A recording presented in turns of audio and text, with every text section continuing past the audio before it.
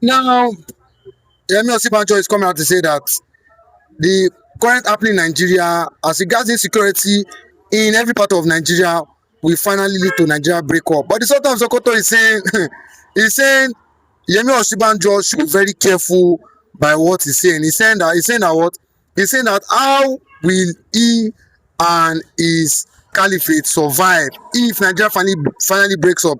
He's saying his oil well in the Biafra land, will be taken away by Nnamdi Kanu and the likes. He said Yoruba nation, Igbo, and northern Nigeria must remain as one, and nothing, not even the US and Donald Trump, can stop the unity of Nigeria. What is your take as regards this? Thank you for having me. I think for what is happening, it is now becoming very clear the intention of the Fulani hegemony in the north. You can see clearly on your screen how Yemi Osibanjo expressed that fear that with the current situation, it may lead to a Nigerian breakup. Sure. And look at what, of course, the Sultan of Sokoto is thinking. How do we survive? He's going to show that they have been surviving on the resources of the south, particularly the oil in Biafra land. It's very clear. Because I always say it, that if this crude is in the north, by now the north would have been shouting Araba, Araba, meaning divide. This is what they shouted in the past. Immediately they discover the crude and the money that comes from the crude, they drop all issue concerning agitation for secession. And once you mention it, they come against you. So I want to say that with the way it's going, it is irrespective of opinion of whether Sultan himself, it must get to a point where Nigerians must say, yes, let us look at how to part ways. Because whether we like it or not, we cannot continue in a country where life has become meaningless, worthless, valueless, where Fulani terrorists kidnap people, maim, rape at will, and the government seems to be handicapped to addressing it. So for me, it doesn't matter the opinion of Sultan of Sokoto. If you are looking at how to survive, I want to tell you that they can leverage on agriculture to survive. After all, I've seen a Northerner, of course, a Fulani man, who came out to say that they have oil, even as South has. That if Nigeria is to divide, that the oil they have can take them for more than 75 years. So why are they not making use of it? If you're saying the truth, that is the problem we have. So even if they are discovering oil in the north, the leaders in the north, are they lazy? It's not even about lazy. They want to reserve it so that they can finish the one they have in the south. So don't forget that before we started using oil, agriculture was there. So if you're looking at how to survive, they should return back to era of Grand Pyramid. If they are looking for how to survive. But to tell you the truth, this current union, where it is lopsided in terms of who benefits, must be addressed. But for me, it doesn't make sense where you have natural resources in the south and you have natural resources in the north, particularly solid mineral. But we don't often see the amount the solid mineral is bringing to Nigerian coffers.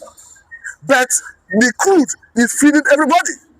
I think this is even the reason somebody like at times, though I often disagree with him, talking about Asari Dukobo, at times he will come out openly to say the north can no longer have our oil. That the way it's going, that the north should go and leverage on their own natural resources. Because to be quite honest with you, if the north want this country to become united with it, they must bring their own natural resources, talking about solid mineral in the north, to the table of Nigeria. The same way crude is available for everybody. So this cheating must be addressed. We know that even some people have accused America and Donald Trump that the reason they want to come to Nigeria is because of rare earths, because of solid mineral. Yeah, the solid mineral is not bringing enough money to Nigerian coffers. That's a situation where even terrorists, Fulani bandits, whichever name you choose to call them, will stay and guide solid mineral sites where they're mining gold. And at the end of the day, it is individuals, the big men in the north, that goes with the money and the supply to the bank. I will tell you that as a southern part of the country, that the South must unite to determine what they want. That this union, that is where Nigerians, particularly from the South, is being cheated, will be addressed. But for me, whether I call it Oduduwa agitation, whether I call it Biafra agitation, I will tell you that they are unjustified. They are justified because even Nigeria is a signatory to UN Charter that talks about self-determination. Nigeria is a signatory to African Charter that talks about self-determination. And these two charters have been ratified in Nigeria. So once somebody is coming from the angle of self-determination, so long as they have not gone through it by wanton destruction of life and properties, I will tell you that he has not offended any known law, whether locally or internationally. Let me even tell you, look at in the course of prosecuting Nnamdi Kanu. It will surprise that all the allegations levied against Nnamdi Kanu, you can never see anything else to do with self-determination. What does that tell you? It tells that the government is aware and they know that self-determination is a right. So in the same vein, we must leverage on it to address this imbalance that exists in this country. Because for me, if you have a situation where somebody will be in the north in the name of banditry, and that banditry, even though it was restricted to the north before now, talking about Zamfara, Katsina, maybe Plateau, Southern Kaduna, currently it's already coming to the south. Because if somebody was to tell us in 2010, 2009, when this whole issue of terrorism started, that it will later come to the southern part of the country, nobody will believe it. Because it was largely restricted to Sambisa Forest, to Yobe State, to produce it. But currently, Kwara State has become an epicenter of terrorism. As we have it, even Ondo State is having its own fair share of this level of terrorism, because as at the last count, a police station in our local government was burned down in Ondo State. Even most recently, a monarch that resided being adopted, being kidnapped, was alive in his palace. So how then do you want us to continue in this union that is not yielding any good fruit? I understand that as we have it currently, that is even why the likes of Shegumi will even stand against everything America stands for, because currently there is a bill in American Congress, co-sponsored by Congressmen Randy Moore and of course Chris Smith, talking about Nigeria Religious Freedom Accountability Act of 2026 that seek to designate Fulani terrorists, Fulani militias as a terrorist organization. That will equally seek to sanction Mietiala as a body. That is why you recently saw Mietiala jumping up and now shouting that they are not criminals, they are not terrorists, that is a misplaced priority to say they are terrorists. But the question is, the Fulani terrorists who are wreaking havoc in different parts of the country, are they not their brothers and sisters? We have even seen a high-ranking personality in government saying they are our brothers. So what have they done to raid the end, to check the activities? And I will tell you this, because if you look at even when the government says, okay, let us do state police. If it's okay, we are not divided, let us do state police. The Fulani will say, no, we don't want state police. So it tells you that they have ulterior motive. In 2024, the same Fulani that will tell you that they don't want state police came together under the umbrella body of Mietiala, went to Igbo land, talking about Biafra land, southeast, with a proposal that they want to form Fulani vigilante group. Though the government rejected it, they begin to ask that boldness, that tenacity, with which they came up to say, we want vigilante group in somebody else's land.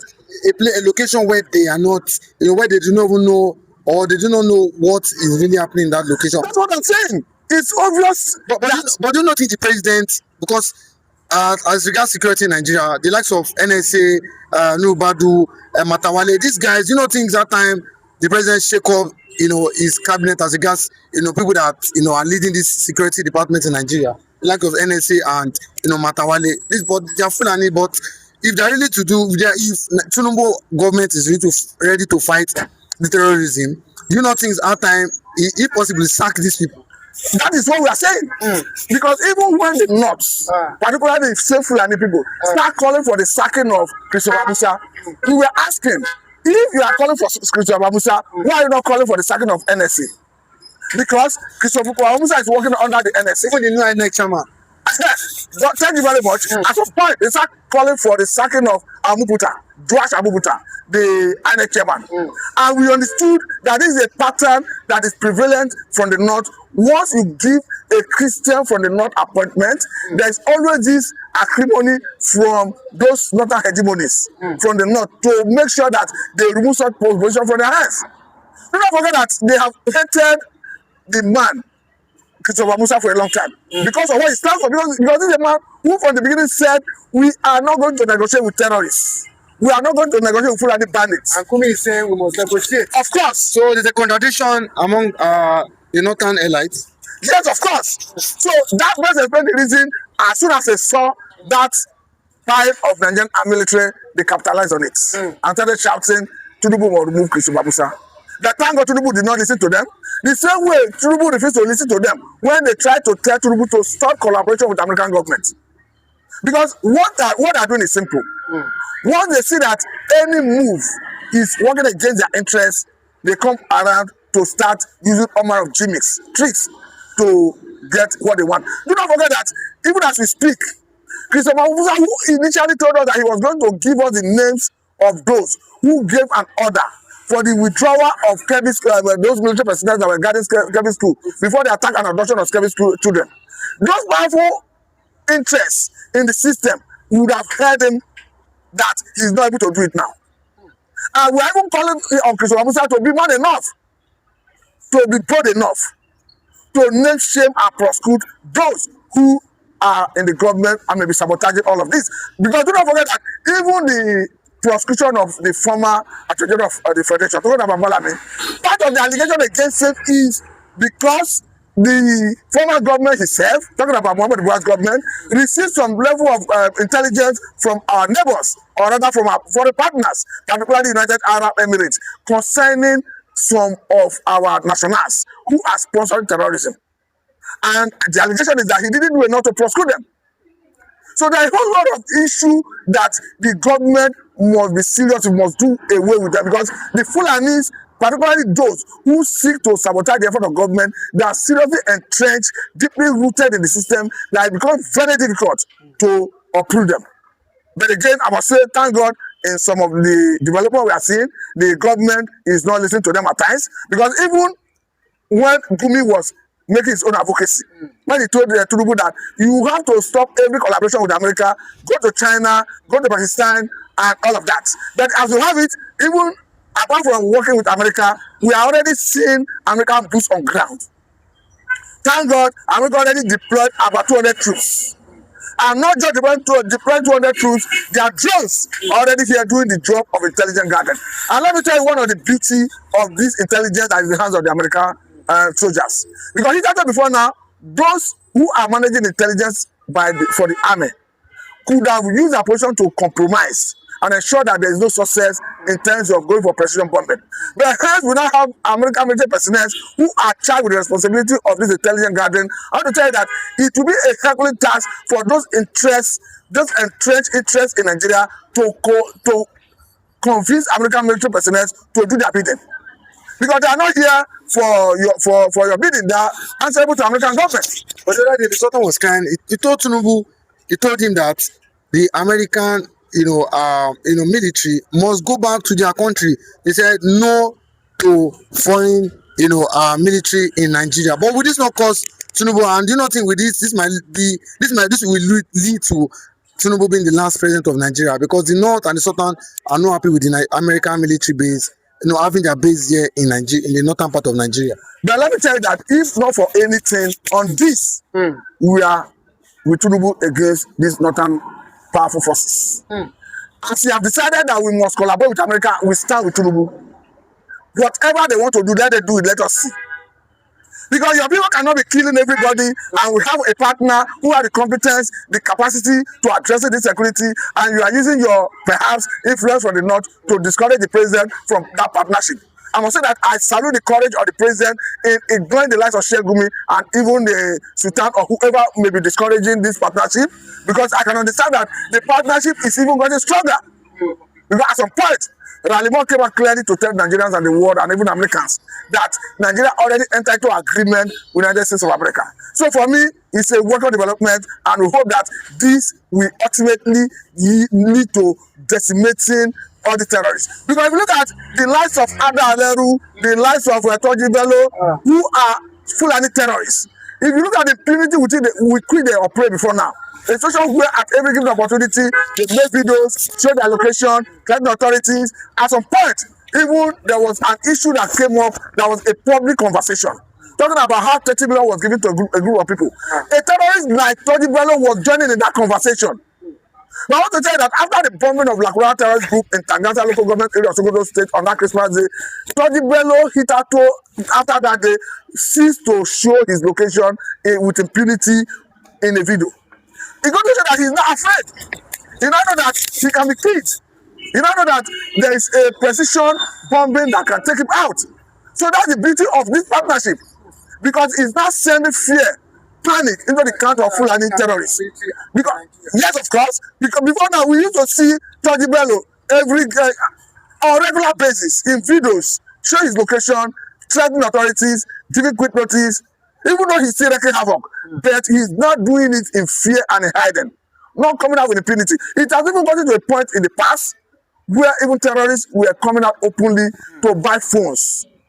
And it happened in Zamfara State, of course. We saw the video that went viral, where they were making videos and they were treated with dignity. But I want to tell you that after this bombing of that Tangata, that terrorist group, talking about Lakurawa terrorist group in that Tangata local government area of Sokoto State on Christmas Day, they have never operated without impunity. That's why we are saying let this collaboration continue. Let us see more bombing of the terrorists. Let us. I used to say that I say it is a legitimate thing to kill terrorists. It's a legitimate thing to neutralize them. It's equally a legitimate thing to arrest and prosecute them, whichever one comes first. Because there is no justification behind somebody taking life of the fellow citizens at will. Come to think of it, what is the justification behind these Fulani terrorists taking arms against Nigerian state? To the point that you now see a Sheikh who come out openly to tell the world that there is a tribal war in Nigeria. And they ask him between who and who. He said between Fulani and others. And at the time he was saying it, he was saying that federal government is supposed to remain neutral. A situation where you have Fulani terrorists bearing arms unauthorized, working freely in the society, and somebody telling you that federal government is supposed to remain neutral. These are the same people who attempted to assassinate Simon Otom as a governor of a Benue state, because after the attack on his life, they came out to say, we are Fulani nationality movement, we did it. So they operate with impunity. And even as we have it, before the whole world came to start talking about Fulani terrorists, global terrorism, there's already recognized Fulani military of Nigerian extraction as the fourth most deadliest terrorist group in the world. So the world already know them for who they are. So it doesn't matter how the military cry at the rooftop, the world know they are stock in trade, that they are violent. We saw what happened in Ghana. In 2010, Ghana government summarily chased them out of their territory. But we are happy that this collaboration with American government and Trump is gradually bringing Sokoto to Nigeria. Thank you very much. Good day, viewers. Once again, you're welcome to my channel. Biafra Evangelist is coming out in the Sahara reports. Sultan of Sokoto said, how do you expect us to survive if Nigerian breaks? Now, a lot of people have been questioning themselves. A lot of things have been coming out. So you are now saying that you cannot survive if Nigerian breaks. And a question came up again saying, the former president of Nigeria, in person of Muhammadu Buhari, described the Igbos as a dot, which means the Igbos are not important, a dot. And now Sultan of Sokoto is saying, how do we survive if Nigerian break up? What's your take on this? Good morning, good afternoon, good evening, and good night, wherever you're watching us from, irrespective of your time zone. I remain one and the only surviving the Biafran evangelist. Before I put on, I want to appreciate Nwanye Kanwoke in person of Dr. Ngozi Orabueze, the DPM, the COS, herself the champion of the champions. Thank God that Mazi Simon Ekpan has a foresight by, bringing somebody like you alongside himself before Nigeria plotted of his kidnapping by using the Finnish government in order to silence the Biafran voice. But to you, as a woman, that is why they said the woman can do better what men can do. And you have proven it that you are better than your other colleagues, which I will not mention their name, for security reasons and for the betterment of everybody. Yes, the Sultan of Sokoto is saying now the truth. They cannot survive. They cannot survive. Why do you think he They made that cannot statement? survive. The reason why they will not survive is because what is sustaining and keeping this nation as one Nigeria is coming from the Biafra land. It's coming from the Biafra land. Biafra land is a Biafran product. It's a Biafran commodity. It's a Biafran resources. It's a Biafran money. Fame. So taking it away from them is like taking food away from Nigeria. That's why he said that they cannot survive it. When I was saying it, if you watch my previous videos, other ones I've said some time ago, I told you that once Biafra leave Nigeria, there will be no Nigeria. Nigeria will go hungry. I know what I'm saying. Sultan of Sokoto is acknowledging my statement. One Nigeria is what God has embedded on Biafra land. That is one Nigeria. Once you remove it, do you know that, let me shock you, do you know that the Sultan of Sokoto, only him owns a 23 oil well in Biafra land? But not even Asare Dokubo, nobody from the east that own any gold or mining company in Borno State. 23. Yes, I said 23. You can do your findings. Mention Igbo person or Biafran person that own 10 oil well in their land. The oil well that come from their own land. But somebody is controlling 23. You see why he said that if the Igbos should go, that they are not going to survive. Of a truth, they are not going to survive. One, do you know why they are not going to survive? One, economically, they cannot survive. In terms of intelligence, they cannot survive. In terms of ideology and development, they cannot survive. In terms of sustainable economy and sustainable good environment, they cannot survive.